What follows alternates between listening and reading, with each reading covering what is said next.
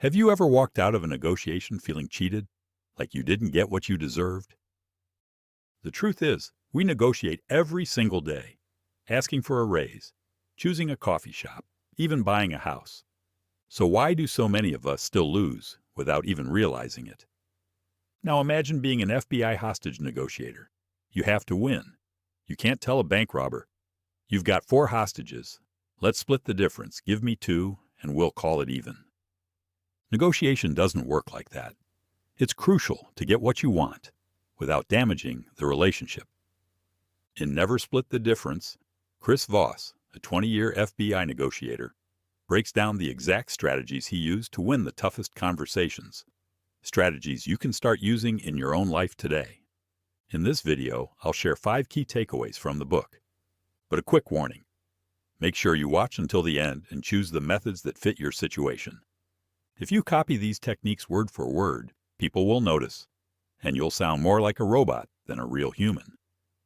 Negotiation only works when there's emotion, connection, and authenticity. The first takeaway: active listening. People who view negotiation as a battle of arguments become overwhelmed by the voices in their head. Negotiation is not an active battle. It's a process of discovery. The goal is to uncover as much information as possible. We need to quiet the voices in our head and focus on the other by using mirroring methods. It is simple. Repeat the last 3 words, or the critical 1 to 3 words, of what someone has just said. Psychologist Richard Wiseman created a study using waiters to identify which method was more effective at creating a connection with strangers: mirroring or positive reinforcement. One group of waiters using positive reinforcement lavished praise and encouragement on patrons using words such as great, no problem, and sure in response to each order. The other group of waiters mirrored their customers simply by repeating their orders back to them. The results were stunning. The average tip of the waiters who mirrored was 70% more than those who used positive reinforcement. The second takeaway: tactical empathy. Imagine yourself in your counterpart's situation. The beauty of empathy is that you acknowledge the other person's situation. We closely observe a person's face, gestures, and tone of voice, and then verbalize the predictable emotions of the situation. That's called labeling, which almost always begins with the same words. It seems like, it sounds like, it looks like. Notice we said it sounds like, and not I'm hearing that. That's because the word I gets people's guard up. When you say I, it signals that you're more interested in yourself than the other person, and it makes you take personal responsibility for the words that follow. But when you phrase a label as a neutral statement of understanding, it encourages your counterpart to be responsive. They'll usually give a longer answer than just yes or no. Imagine you and 3 colleagues are working on a project. One of them keeps missing deadlines, and because of that, the whole team is getting delayed. Now your boss steps in and has 2 ways to approach the situation. Option 1. It seems like you're having some difficulties completing your task. Option 2. Everyone else finished their work. Why did you miss the deadlines? Which one is better? Most people would choose the first one, because it opens the door for an honest conversation. Your colleague is more likely to share what's really going on instead of feeling attacked or embarrassed. Takeaway number 3. Master of no. It comes down to the deep and universal human need for autonomy. People need to feel in control. When you preserve a person's autonomy by clearly giving them permission to say no to your ideas, emotions calm, the effectiveness of decisions goes up, and the other party can really look at your proposal. They're allowed to hold it in their hands, to turn it around. Great negotiators seek no, because they know that's often when the real negotiation begins. This means you have to train yourself to hear no as something other than rejection and respond accordingly. When someone tells you no, you need to rethink the word in one of its alternative and much more real meanings. I am not yet ready to agree. You are making me feel uncomfortable. I do not understand. I need more information, or I want to talk it over with someone else. Then, after pausing, ask solution-based questions or simply label their effect. What about this doesn't work for you? What would you need to make it work? It seems like there's something here that bothers you. People have a need to say no.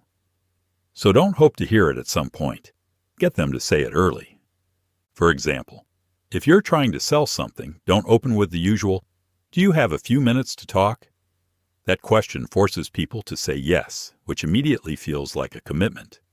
Instead, ask, "Is now a bad time to talk?"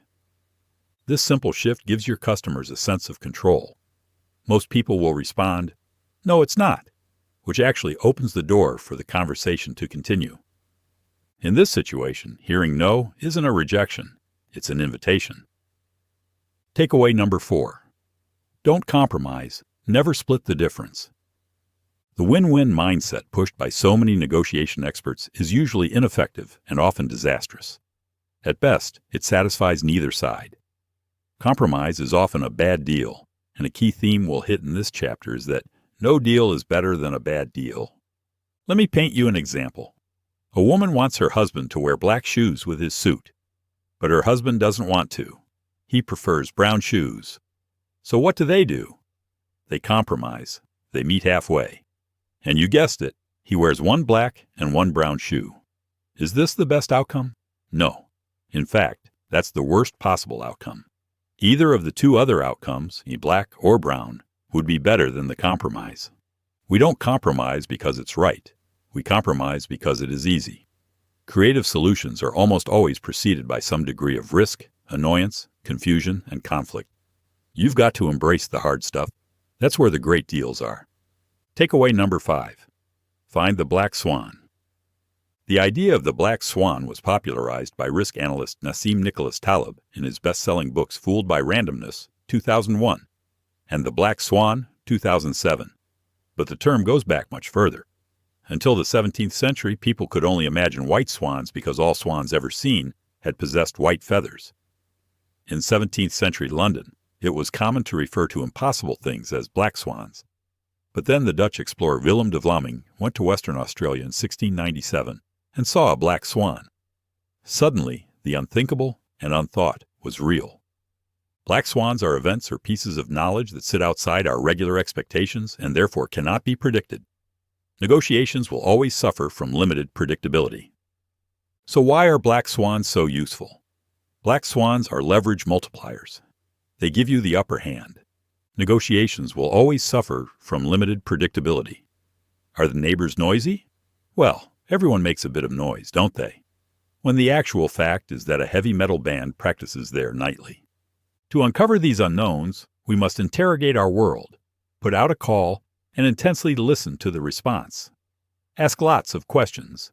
Read nonverbal clues and always voice your observations with your counterpart. No matter how much you have done prior interaction, we should always ask ourselves, why are they communicating what they are communicating right now? Another tip, make time your ally. Deadlines regularly make people say and do impulsive things that are against their best interests, because we all have a natural tendency to rush as a deadline approaches. What good negotiators do is force themselves to resist this urge and take advantage of it in others. That is all of this book. As always, thank you and have a great day.